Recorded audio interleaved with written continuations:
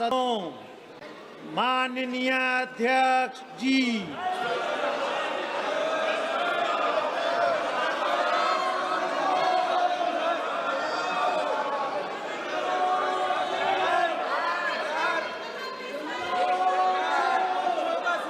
माननीय सदस्यगण, मैंने कई बार आग्रह किया है आपसे, प्रश्नकाल महत्वपूर्ण समय होता है, माननीय सदस्यों का है और आज शेष पटेल आपके कांग्रेस के माननीय सदस्य का है। आप प्रश्नकाल के अंदर नियोजित तरीके से गतिरोध पैदा मत करिए। आप सदन को चलने दें। प्रश्नकाल, प्रियंका जी का भी आज प्रश्नकाल में क्वेश्चन है और वह खड़ी है प्रश्न पूछने के लिए, लेकिन आप सदन बाधित कर रहे हैं।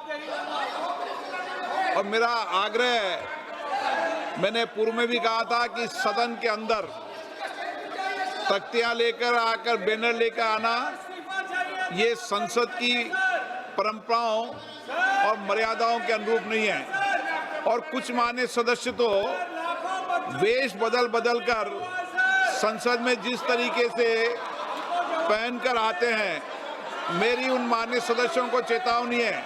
संसद या संसद के परिसर में मुझे कई मान्य सदस्यों ने मिलकर और लिखकर दिया है कि संसद भवन और संसद परिसर की पवित्रता बनी रहनी चाहिए, मर्यादा बनी रहनी चाहिए।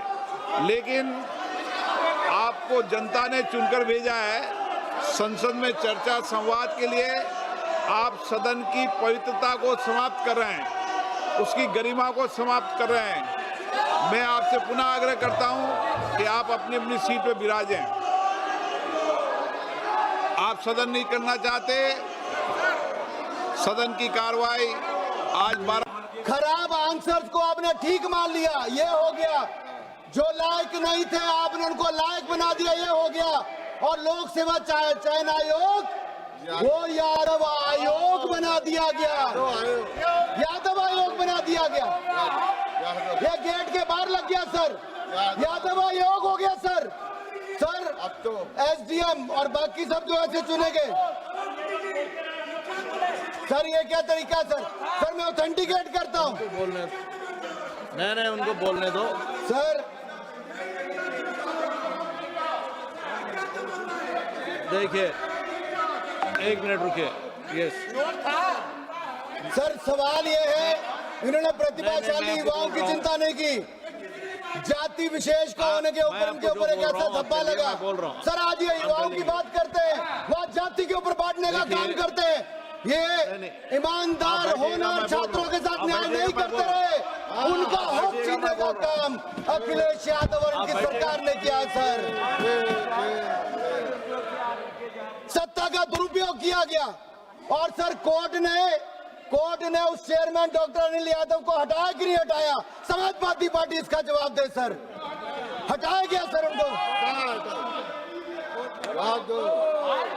आज युवाओं के हित की बात करते तब युवाओं के हित कहाँ थे तब युवाओं के हित? सर क्या ये वापिस आने की बात करेंगे तो फिर नकल करवाएंगे, फिर पेपर लीक करवाएंगे, फिर लोक आयोग को एक जाति का आयोग बना कर देंगे। सर ऐसा कैसे चलेगा सर?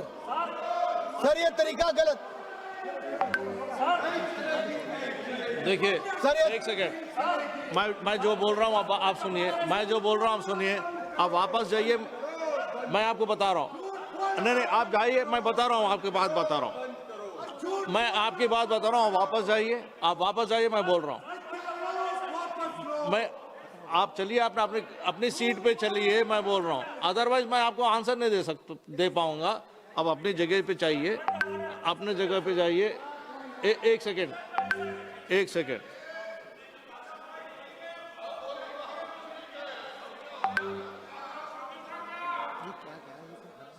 देखिए एक सेकेंड निखिलेश जी। नहीं, जो उन्होंने कोट किया है उसका ऑथेंटिफिकेशन पूछेंगे या रिकॉर्ड देखेंगे, उसके ऊपर कार्रवाई होगी। आप बैठिएगा प्लीज, आप बताइए। नहीं, जो मेरा रूलिंग हो गया है। मेरा नहीं, आप जो ऑब्जेक्शन रेज किए हैं उसका रूलिंग हो गया। आप बैठिएगा, प्लीज बैठिएगा, आप बैठिएगा। निखिलेश 300 बताइए कहता है सर नहीं, कि उनको बता दो, स्पीकर ने पॉइंट ऑफ ऑर्डर जिस बताओ। वक्ता को बोलने की इजाजत दी है वही वक्ता बोलेगा, कोई दूसरा उसको डिस्टर्ब नहीं कर सकता है। कोई यदि दूसरा डिस्टर्ब करेगा तो ये हाउस के नियम के खिलाफ, ये हाउस का नियम जो है सबों ने बनाया है सर, और समाजवादी पार्टी उसको तोड़ रही है सर। वो केवल ऑथेंटिकेट करने के लिए कह सकती है and he is ready to authenticate. नहीं बोलिए अनुराग जी। आनंद भदौरिया जी, देखिए आनंद भदौरिया जी, मैं आपको मौका दे रहा हूँ, मैं आपको मौका दे रहा हूँ। मैंने ऑलरेडी मैंने रूलिंग दे चुका हूँ कि वो ऑथेंटिफिकेट करेंगे। ऑथेंटिफिकेट करने के बाद या नहीं तो हम रिकॉर्ड वेरीफाई करेंगे। अगर आप पॉइंट ऑफ ऑर्डर रेस करना चाहते हैं तो आप पॉइंट ऑफ ऑर्डर रेस कर सकते हैं। पॉइंट ऑफ ऑर्डर है क्या? आप पॉइंट ऑफ ऑर्डर रेस कर रहे क्या? नहीं है ना, नहीं है तो मैंने जवाब दे दिया।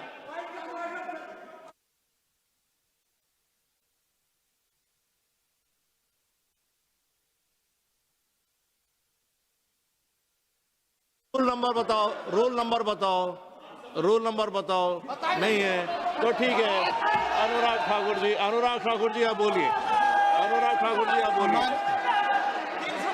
नहीं आप बैठिएगा प्लीज, आप बैठिएगा प्लीज। नहीं अभी नहीं होगा। माननीय सभापति जी, ये समाजवादी पार्टी है ना, वहां पे रूल मानते थे ना यहाँ रूल बनाते हैं। ये रूल तोड़ने वालों में से बना। सर मैं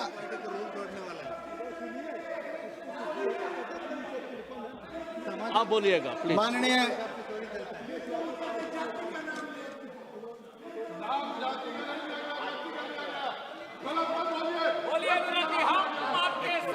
सर